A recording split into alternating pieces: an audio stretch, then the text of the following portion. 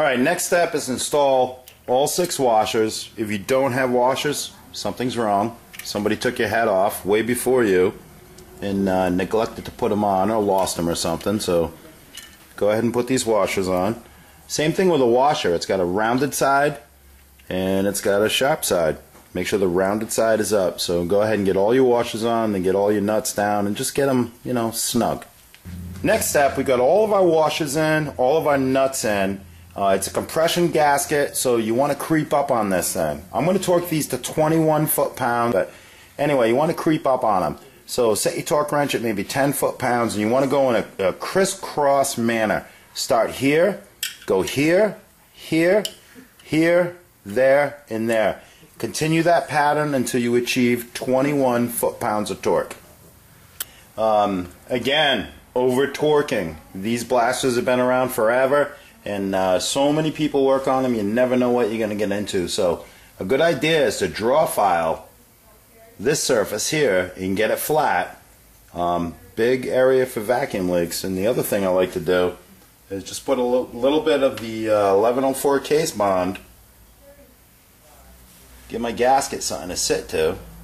I'm going to go ahead and do the same thing on this. Just brush it on really thin. Next step is to install the reed cage, and again, over torquing, you know, we lap this, so this is nice and flat. There's no way to lap this, but that's why we use the 1104 case bond. So making sure you don't have any of the strings from that in there, just slide these in. No 1104 on this side of it, you have a rubber gasket that's going to seal. So we put the intake boot on. And then just drop your screws in there, get everything lined up, everything started. Alright, once you get your bolts seated in here, again, 7.5 foot-pounds, you're going to look at it and say it's not tight enough, it's not tight enough. It is tight enough. If you over-torque it, you're going to distort things. 7.5 foot-pounds. Alright, next thing I'm going to do is install the clutch cover, but I figured this was a good time. I've never done any of this, and I've seen so many questions asked about this as well. So we're going to do the oil pump delete. This guy actually has it deleted, and you can run it just like this and it'll be fine, but we're going to put a plate in here, and you know, this guy, yeah, he's a good guy. I'm not even going to charge him for it, but what you got to do is take the 2 screws out that retain the oil pump to the cover, and save these screws. You're going to need them. Pop the pump right out. Next thing is you got to take this clip out of here. Alright, so we pop this clip out. Once you pop the clip out, take the nylon gear off, take the pin out, get your next clip off, just push that shaft right out, and I'll show you how we pull the seal next. Alright, next thing you got to do is pull the seal out.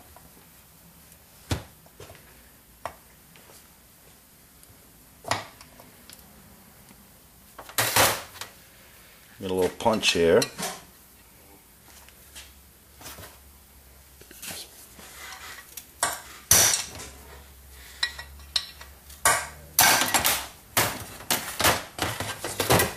Pop that out, and that's what it looks like when you're done. The next thing is to scrape the old gasket off of this surface right here. Alright, so I still got my buddy Ben here, who's been shooting some video for me. Thank you, Ben. But he's going to put in the oil pump block off plate, and I'll show him how you do that, Ben. You take the gasket first, drop it over the hole. Yep. Take your plate, drop the plate on, and then just put the screws in.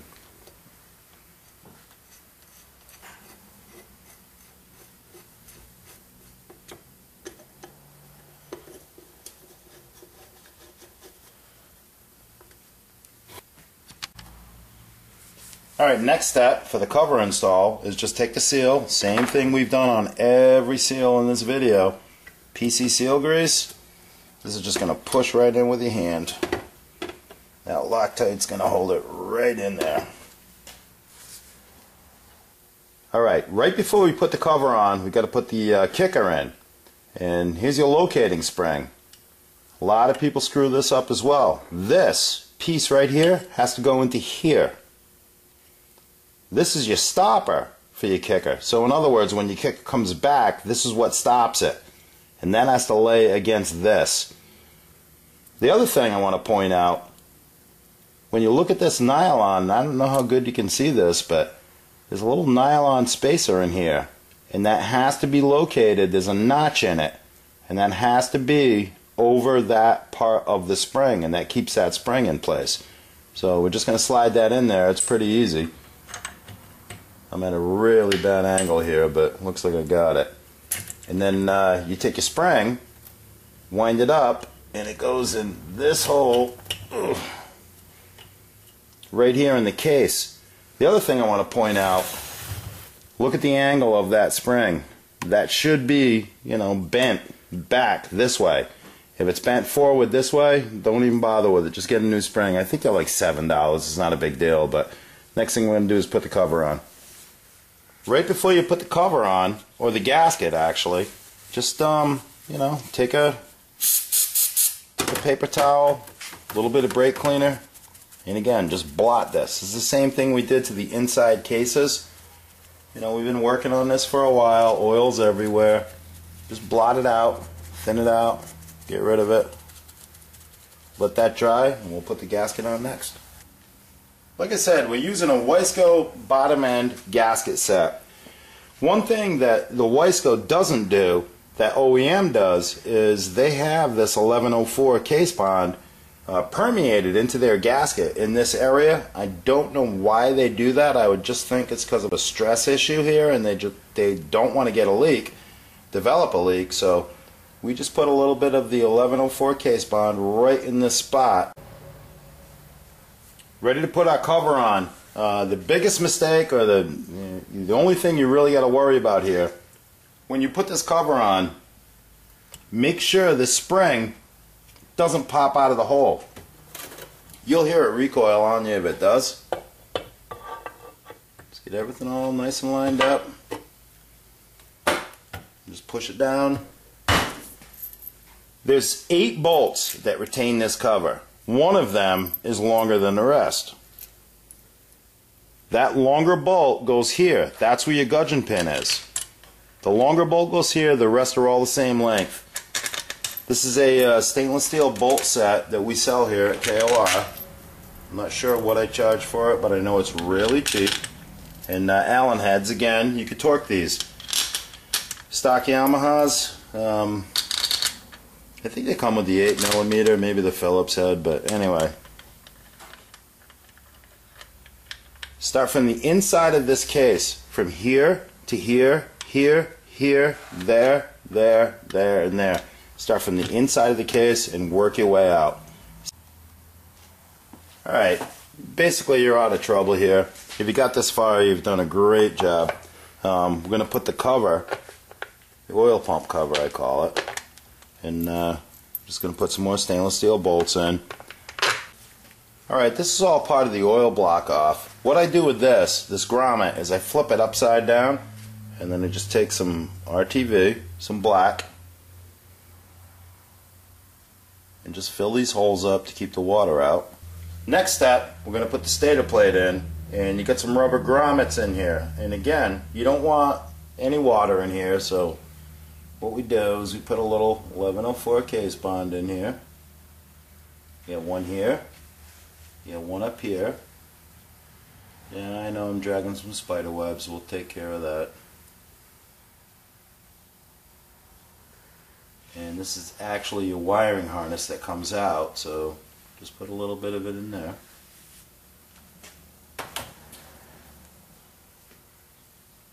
Slide the grommets in.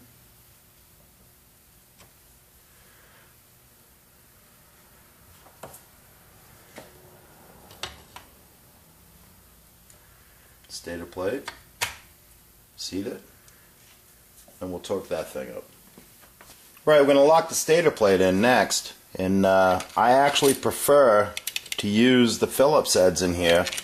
Vito's, they got a little disclaimer on their bag says check clearance of flywheel to 75mm stator screws before running engine. Grind heads if needed. I just prefer to run the stock screws in here, so put the stock screws in, lock these down.